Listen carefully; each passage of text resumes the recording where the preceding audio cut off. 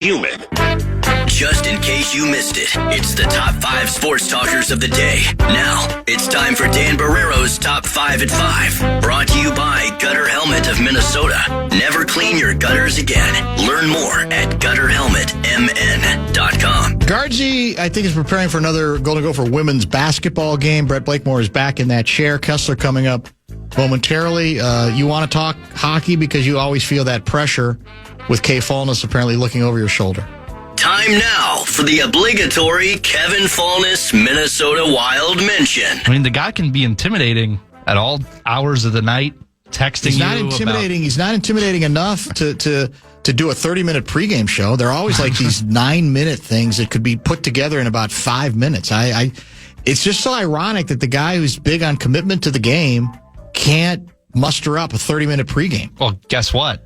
This Saturday, no Kevin Fallness for Beyond the Pond. What? Zach Halverson filling in. What the hell's that all about?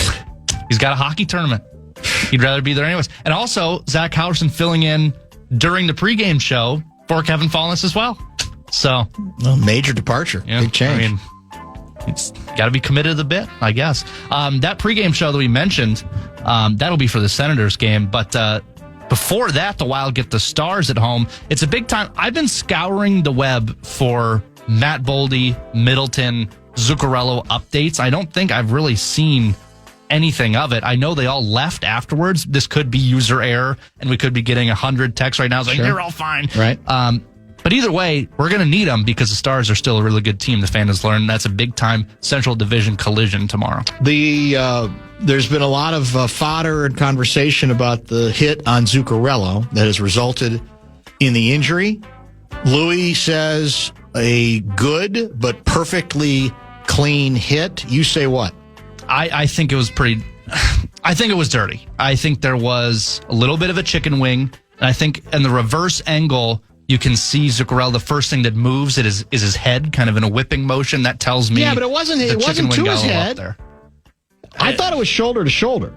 Well, this is not a short joke, but when you're of Zuccarello's stature, you're more vulnerable to that type of hit. So if we deliver that hit, we love it and say it's just good, hard, clean hockey and deal with it. But it happens to our guy, and then we're gonna. Now I understand everybody's mad because of who it is, especially his good buddy Kaprizov. Well, the Wild players certainly didn't think it was clean. Well, here's the question, though, and this is a point Louis made, and I agree with him totally. The angle is easy to take. That is what transformed the Wild and inspired them to victory. We don't know that. It's a cool angle, and the hit was worthy of a lot of conversation, but that's what we tend to remember. We don't ever remember the games where you didn't end up winning the game. Then that's not an angle. But it's only an angle after if it's conducive to the right outcome. So it's a cute angle that we don't really know applies in this case. I know what the players said, and I'm not saying it's dumb to rally to a teammate or to be concerned about a teammate, but I think it's too easy for us to assume that was what galvanized everything because that's what we want to believe.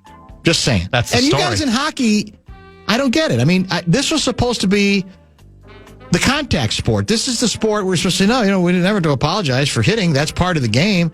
But when our guy gets hit, then we're all bitter about it. And by the way, I presume there was a reason he didn't get. There was no major penalty on the play, correct? I think there was roughing, but that was for all the shenanigans afterwards, not so much the hit. Exactly it. Which, funny enough, the Wild ended up on the penalty kill after that, but that's neither here nor there. The other thing I'm waiting for, besides injury updates that I may or may not be able to find, is injury updates that I may or may not be able to find for the Vikings. We've got the Dallas Cowboys injury report. I'm scouring the web for the Vikings. I don't think they've came out with it quite yet. But the biggest story is that CeeDee Lamb, despite being listed with a concussion, was limited today. So looks like he'll be in the works for a primetime showdown with the Cowboys, who still have something to play for, even though they've got a long way to go. This is a 7 o'clock start with the Stars tonight, correct? Tomorrow. Excuse me, tomorrow. Yeah, tomorrow it's 12:11. What's today, the 10th, right? Today's the 10th. Yeah, so it's tomorrow at 7 o'clock. Why are we out at 6 tonight? We've got Gopher men's hoops, I believe. Oh, that's right. Okay, Gopher men's hoops. Okay, there. That would likely explain it. As you mentioned, Stars are red hot, correct? They are. Yeah, I mean, they're a really good team. They've got a lot of talent. You got to beat good teams, some too, through this. And we have, through some of this hot streak before things got a little bit chillier at the end of the road trip. Your Wolves, they lose on Monday to the Suns yet again. A team I think they should be capable of beating, and now that's 2 in a row against them. They go to the Warriors. That's Friday, December 12th at 9, which is a big-time matchup, and they've struggled going out west, it seems like, between Sacramento and Phoenix. What are they going to do to kind of turn the corner at least? I'm curious to look at the standings in the Western Conference. Golden State is meandering more than I thought. They are sitting, right now the Wolves are in the 6th spot, a 15-9 record. Golden State's in the 8th spot at 13-12. I thought they got off to a hot start, but they have cooled. Well, again, we had long discussions with Sam Mitchell about the state of this club. I do have some concerns about, a lot of it's point guard related, but some of it is they've lost their depth. This is what we talked about yesterday, in that you might have to start DiVincenzo. You might feel like you need to, but then he's not on your bench, right? And you haven't yet replaced, as we said again yesterday, Nickeil Alexander-Walker. I understand why you can't re-sign everybody, but he has not been replaced. So now, in effect, you're down 2 very good bench players. One because he's in the starting lineup, and the other because he's not on the team anymore. And the youngsters have not been nearly good enough thus far. So, again, they're not, they've started slow before. You could say they finished strong last year. There's no reason for panic. We don't even have we really don't have the same team we did a year ago at this point in terms of starting lineup versus depth, and I worry about that. Somebody's going to have to stand up, or they are going to probably talk about a trade. This broke in the past couple hours. Michigan head coach, I'm going to go Sharon. I don't follow Wolverines football as closely as I once did. Sharon Moore was fired after there was credible evidence he was engaged in an inappropriate relationship with a staff member. That happened. Earlier in the show, we played it. Actually, we talked about it with when Louis was on. That's when the story broke. Yes, this conduct constitutes a clear violation of university policy. UM maintains zero tolerance for such behavior. AD Ward Manuel said. Well, the interesting thing is, I got a lot of texts from Michigan fans basically saying, well, they've been looking for a reason to get rid of him, and they're doing this, by the way, they're firing him with cause. So obviously that means they also then, whatever is left on his contract, they save that money as well, unless this thing plays out in the courts at some point or gets contested. I don't know. By Michigan standards, record not good enough. So in a sense, if Michigan was looking for a reason, then this allows them to move on without having to pay him as well. And Mason and I were speculating on, they've named an interim, but they're obviously going to name somebody else long term. And neither one of us really had logical candidates to be, like Michigan men who might be most likely to end up back at the University of Michigan. So we'll see exactly how that thing plays out. All right, we'll break here because we are out at 6. So Kessler's going to join us after a very short pause. Got a lot to get to with him, and we're going to revisit a subject he's probably not going to be prepared for, but he has heard about before. And we touched on it with Seifert yesterday, and it's coming up later in December. It's the 50th anniversary of the Hail Mary play, the original Minnesota Vikings jinx. And there are a couple of comments in the Seifert piece, definitely worth a minute or two, that will probably make Chuck Foreman's blood boil. We'll get to that with Kessler, and then we'll get to some A-section political stuff with him as well. Don't go away. I wish the American media would take a great look at the views of the people in Congress and find out, are they pro-America or anti-America? Pat Kessler. Because people have got to know whether or not their president's a crook. Well, I'm not a crook. I can't trust Obama. He's an Arab. Pat Kessler. Tear down this wall. Here we go. I did nothing wrong at the Minneapolis airport. Senator, you're no Jack Kennedy. Pat Kessler. And now, to help Dan break down all the tough questions in politics, it's our own. It's fake. It's all fake. Political Wonk. I feel like a supermodel, except like times 10. Yeah, boy. Pat Kessler. With Dan Barreiro on the Fan.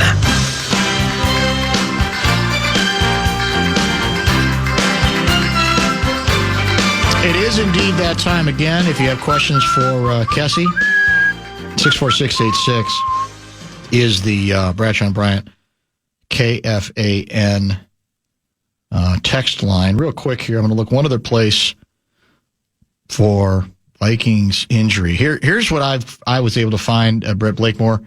Darisaw DNP knee, Hawkinson DNP shin. Darisaw DNP knee, tight end TJ Hawkinson DNP shin. I don't remember him hurting his shin.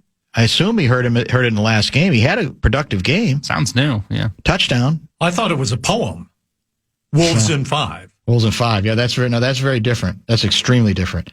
You're certainly old enough to remember the Hail Mary play. Or you were then about 32, 35 years old? I was almost 40. Almost 40, that's what I thought. A couple of kids. Yeah, exactly. So, Seifert reminded me that they're going to drop a 50th anniversary piece because this, is it December? I think it's December. Look up the date of Hail Mary. I think it's December 28, 1975. So this would be then 50 years.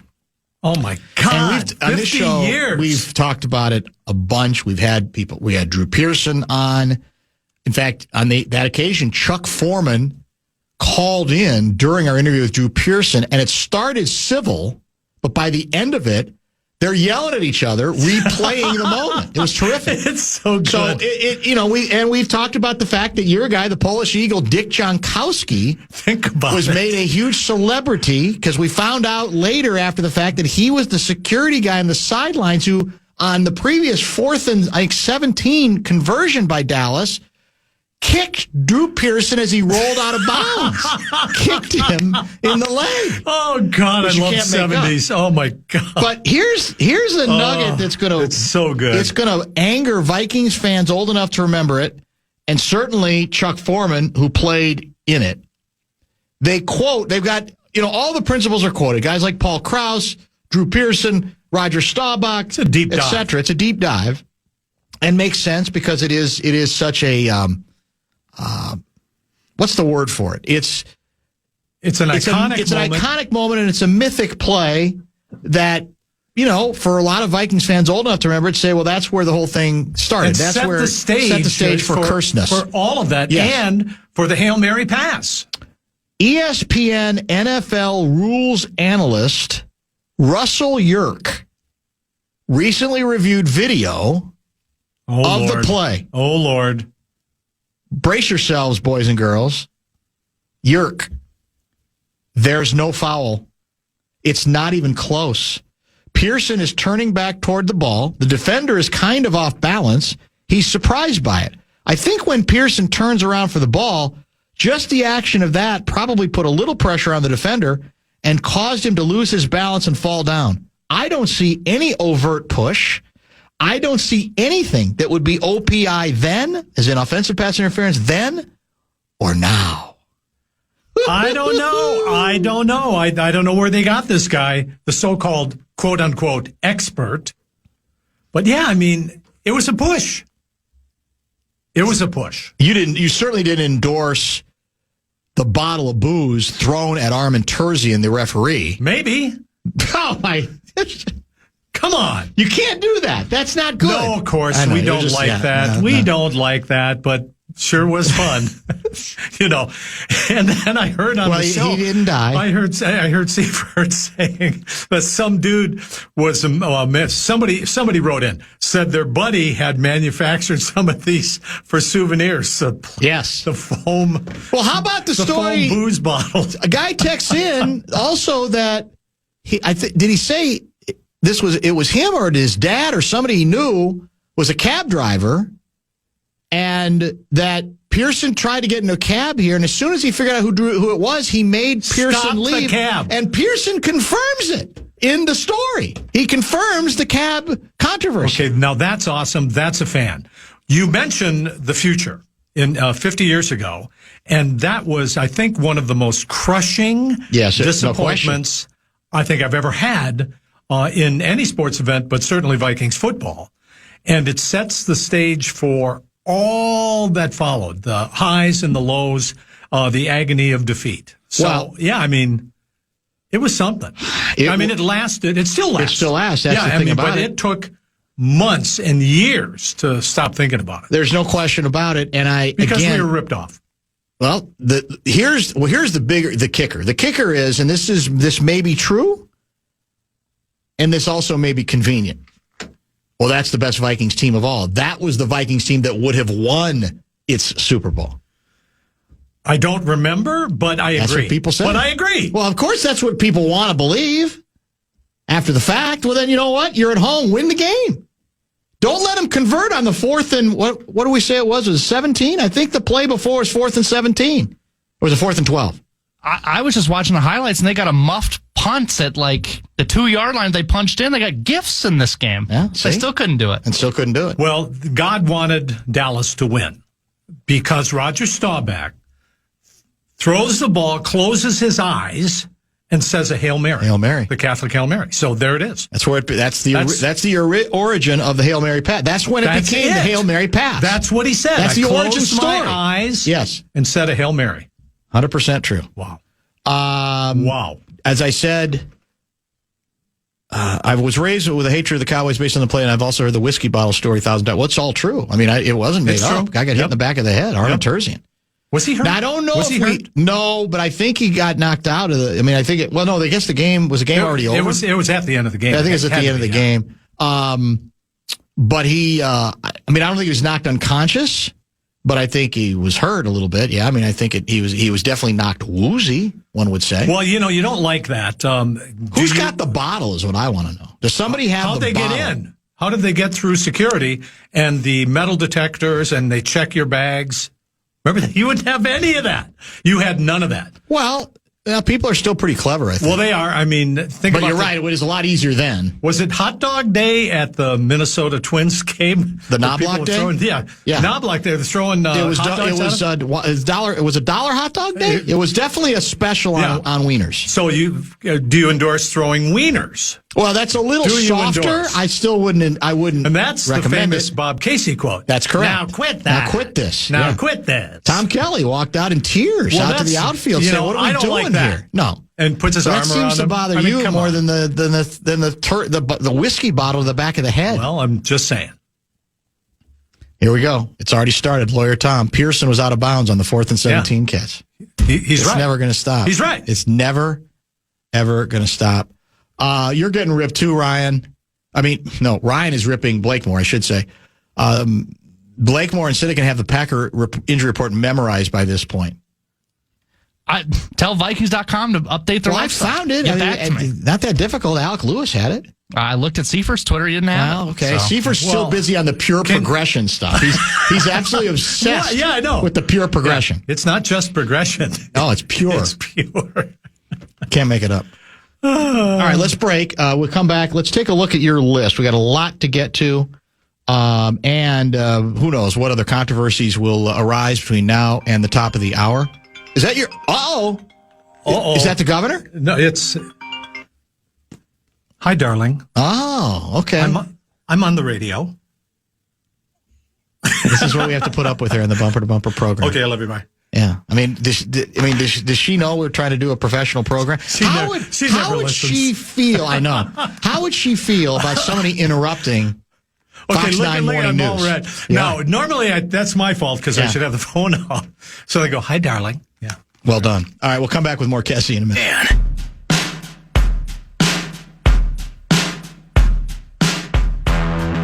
It's the Bumper to Bumper Show Wrap. It's brought to you by American Pressure.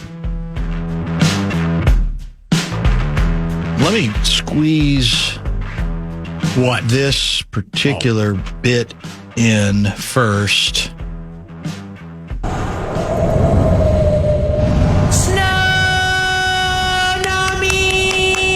Cannot wait.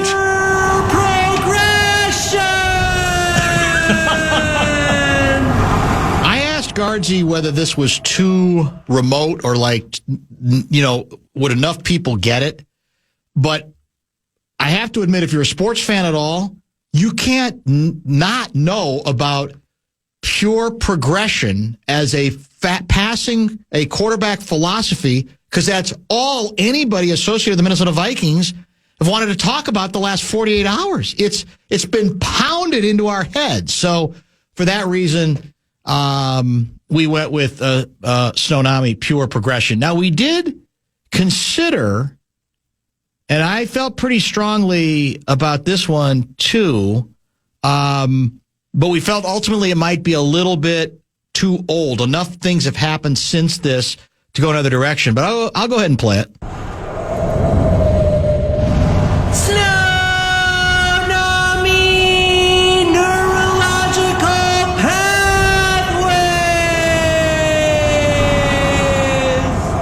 Good has Ryan Donaldson become? That's good. He has absolutely. I mean, I can't thank him enough because he loves the bit and he's been very good at it. Yeah, I'm and now sorry I stepped on that touchdown. No, we're used to that. Yeah, I mean, we're used to that. He's had a lot of time to really. Rosen was used to that. He used to do that to him all the time on Channel 4. Is what I and Shelby too. Yeah, all just step really. right in. Yeah, it's just step right in. So Pure Progression could be the name of a snowplow.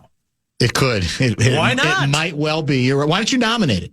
I might. You might do that. Hell, neurological pathways could be. That's true too. Yeah. Did you storm the court after the Gopher men's basketball team knocked off my Indiana Hoosiers? How about that? Number one. Yeah. Now, our seats are in the mezzanine, second level. I'm in the second level. Okay, we're happy. Okay, well, thank you. I did storm the Penn State football thing couple 3 years back. That was 6 years. That was 6 years ago. That was like a year 2019. ago. That was a year ago. Oh, okay, PJ. Wasn't it? Yeah, well, kind of. So what I'm saying is I could have done it, but it's difficult to get down there. But how about it? I say could you have storm jumped? the court. That would have been a precipitous and jump. Hung and jumped. What if you jumped and said, "Catch me"? Have fans, and then you roll around. They would. You could have done that. And then they would. Yeah. But here's the thing. I say storm the court after every win. Who cares? Well, that's become. What does it care? Why do you? Why do you care? I don't anymore. Oh, I've given up. I've completely given up the ghost on it. You become numb to it. Exactly. If you don't want to have standards, don't have them. It's okay. Why is that a standard? Well, if you do it every time? Presumably, at the beginning, the idea was this is a rare occasion because that's what makes it feel valuable. Well, so how is it valuable if you do it after every game? What was Indiana? How about losses? Should you do it after losses too? Oh, hell no. Why? Okay, there's a difference. What was Indiana ranked? At the time, 6? I think no, they were like 20th, I think, or 25th. All right, so and they're out. They've now fallen out. They got killed by war. How about a top 10 team? Well, I think that should be the standard, 10, the minimal so it's standard. 10. Well, yeah, so but I don't care. Purdue tonight. Well, you're going to have a hard time storming the court because, as you reminded me, the game's at Mackey Arena, West Lafayette. True enough. All right. So, give me a good reason why the average American farmer should not be thanking Donald J. Trump today. Don't worry about it. Trump is going to give American farmers, including Minnesota farmers, $12 billion bailout. These farmers are facing financial devastation because of Trump's tariffs. And Trump is swooping in to rescue everybody. He's rescuing people. He has created a farm crisis, and now he's got a rescue plan that's going to protect them from his own actions. Here's the deal. Farmers cannot sell their soybeans because of the tariffs President put on them. I sure hope that someday that the tariffs will, in fact, help farmers and get them other markets. But China stopped buying. Even though they have an agreement for China to buy more, they haven't done it. So you got farm soybeans sitting on the farms. Everything costs more, the fuel, the drying machines, everything. And what are you going to do with it? So this is like politics by Munchausen. Look it up, kids. Munchausen. You create a crisis. Then you you swoop in with a rescue plan, and then you're the hero. So I don't know, man. They've lost the market. China is now buying from Argentina and Brazil. And how do you regain a market? And that's going to be difficult. So yeah, these are what we like to call hush money payments to American farmers. So I don't know. I don't know where it's going to go. I sure hope that some of the Minnesota farmers get helped by this. But then what's going to happen next year? So that's the deal. We'll see where it goes. Have you yet attained or acquired, I guess that's probably the more proper term, yet acquired your new Trump Gold Card. How about that? How much is that? Is that $1 million? Is that 500? I don't even know. This is the proposed investor visa program. Have we ever talked about this? We have not. Yeah. And I think he's going to be his mug's on it. It's going to be on the card. So it's an actual. I think it's an actual card. It's gold. Yeah. So here's the thing. I mean, it looks like a credit card, but it's not. I think outside the box. I think this is an interesting idea for immigrants that we want in the United States, the brainiacs, apparently, from certain countries that can help with. What's the date today? Today is 10. Here's December President 10. Donald Trump today announced the launch of the Trump Gold Card, which is similar to a green card, but has more advantages. We've just launched the Trump Gold Card, Trump said during a roundtable discussion with business leaders. About 30 minutes from now, site goes up and all funds go to the United States government. Trump said businesses will be able to purchase the cards and be able to keep foreign exchange students in the U.S. after they graduate from college and make it easier for them to get jobs so they don't have to go back to their home country if they get a job in the United States. Well, important Trump question. Gold Card. How much is it? The Trump Gold Card. Originally I thought it was $1 million, but I don't remember. It might be $500,000. Let's say it's $500,000, and our smart listeners will tell us. They'll know. Yeah, they'll tell us. So how many companies? You want 10 of the foreign students who have studied in the United States. Correct. And they might be from India. They might be from Pakistan. They're really, really, really smart. And you want to keep them here. So you want 10 of them, and a company's going to pay, what, $5 million? I guess. I don't know. I mean, that's the thing. So we got so much money coming in. There's at least millions. Well, there's trillions. No, you know that. There are billions. Oh, billions or maybe now trillions. There's trillions. The president says trillions. Very possible. Think outside the box. So tell me about, no problem. Speaking of that, the president, I think, is planning starting early next year this affordability tour. So is this going to be him finally acknowledging that it is an issue, or is he still running from the notion that it is an issue for a lot of Americans? Well, he began the affordability tour last night in Poconos. It already began. Okay. In Pennsylvania. Okay. And he just couldn't stick to the script. Couldn't stick to the script. Very, very difficult. And he kept veering off onto really unusual tangents. He's there for he says, I am the affordability president. And then a minute later will say, it's a hoax. Everything's fine. Your prices are going down. This is, I guess you could call it the don't pee on my leg and tell me it's raining tour. I mean, why not? Well, yeah. Because he says that on the one hand, prices are coming down fast. You don't have to worry about it. On the other hand, he said, and I quote, that your kids don't need. Oh, the pencils? Yeah, you don't need 250 pencils. Right. You just need one or two. And $1 or $2. And how about. But that's old. Isn't that like that? Well, was he said it last night again. Oh, he did said it again. Okay. Said it again. All right. And he said that you don't need 37 dolls. Just give your daughter one or two. Oh, isn't that social? Isn't that communism? He's controlling the flow of business. Yes, that's communism. Everybody gets a doll, but you don't need more than one. Okay.